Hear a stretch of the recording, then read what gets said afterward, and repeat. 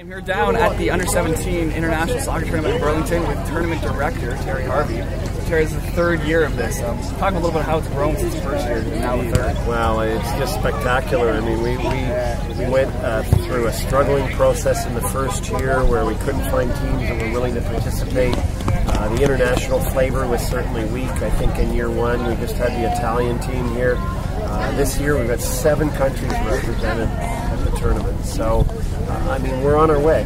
Not only are we getting the countries, which is one of the key things in our mission statement to obtain, but the quality. I mean, when you have a team like Corinthians from Brazil stepping into Burlington to play some soccer against the Canadian teams and some of the other teams that come here, it's a pretty good benchmark for what we're trying to get overall out of this tournament. Talk a little bit about kind of the quality of play you've seen so far.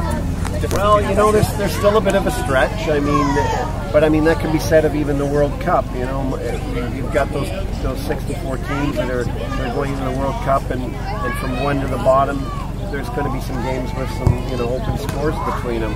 But as we whittled down through the week, we got into our semifinals last night. We saw an excellent game between our Canadian national champions from Ajax and the Dutch side, and it really kind of was a representation of the type of soccer that we're hoping to have, game after game as we get this thing going in the years future. Talk a little about the future, I suppose. What are you going to build upon from this year to next year going forward? Well, in soccer, it's networking, and which is probably not different from a lot of other things. I mean, a lot of the people that come here from the international venues and the international teams, they know other people at other international teams, and you take the resumes that you get from having the tournament, and you're able to go out into the marketplace and say, to the EPL or perhaps to somebody in La Liga, go to them and say, we entertained Corinthians. They were happy with what they got for an experience for their players, for the conditions on the field, the refereeing, all the components that go into the tournament.